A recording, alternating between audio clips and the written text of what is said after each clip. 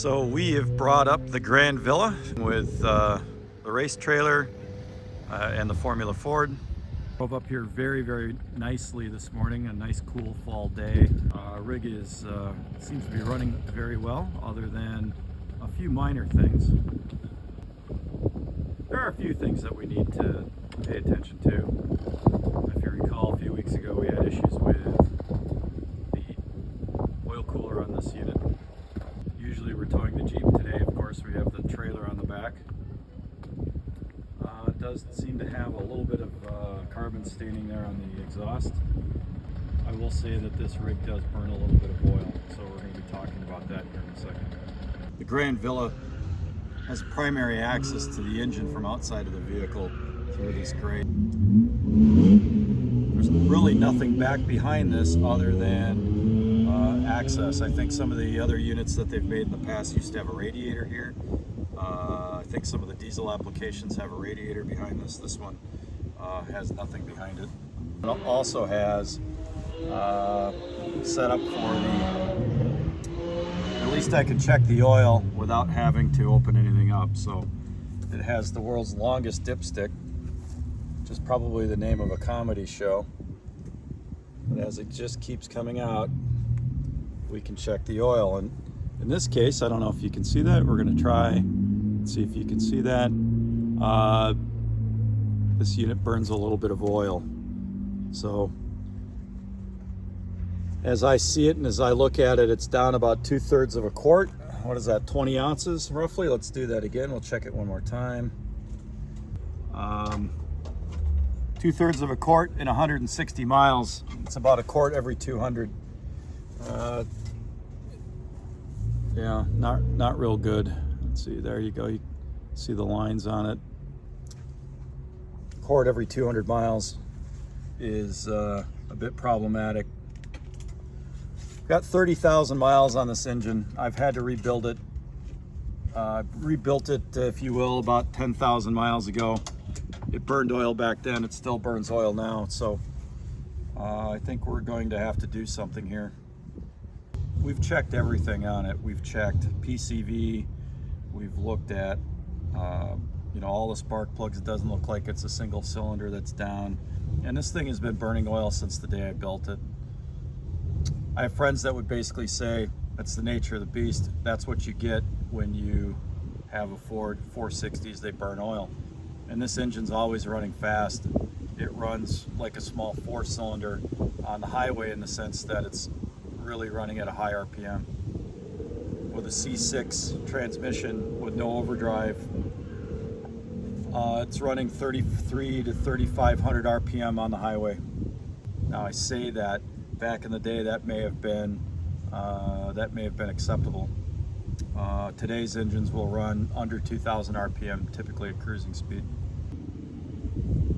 So let me just give you a real brief review of what's going on the other side of the gate. All right, on the other side of the gate, we find a couple of things.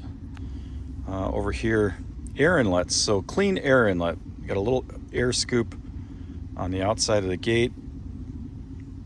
Pushes air into dirty, I'd call it a dirty air tube, since there's no air cleaner up on this side. Dirty air tube.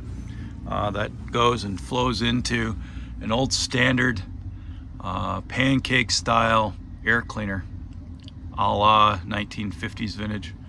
I guess this one's from the 70s, but you get the idea. It's a flat pancake style air cleaner.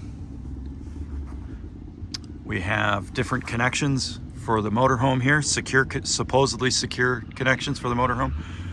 City water connection, 50 amp attachment, and behind this guy here is the telephone hardwire connection and a cable television hardwire connection. Group 31 starter battery right next to the engine. It does allow for very short electrical runs to the starter. Makes for significantly easier starting. Behind that, with a little top, that's a reservoir for the power steering fluid. We have, as you can see, tubular exhaust or headers Banks long tube header system. Wrapped down there with the tie straps as an insulating blanket around the starter. A dust and water resistant enclosure for all of the tail light connections. Also back here is the trailer brake controller, as well as the converter to convert from three-way brake, amber brake system to a two-way red indicator system. Then again, what we have, some nice beat up aluminum valve covers. I guess they're not that beat up, but they are quite dirty. And then for carburation, we're using a Phytech throttle body fuel injection system.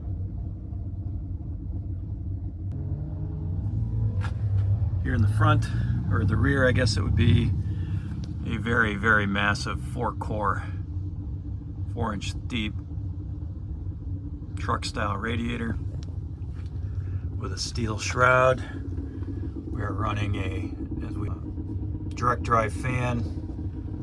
We're using a PowerMaster 200 amp alternator, and on the other side you can't quite see it, but we have a standard Saginaw power steering pump, which is used for the Hydro Boost brakes for the power steering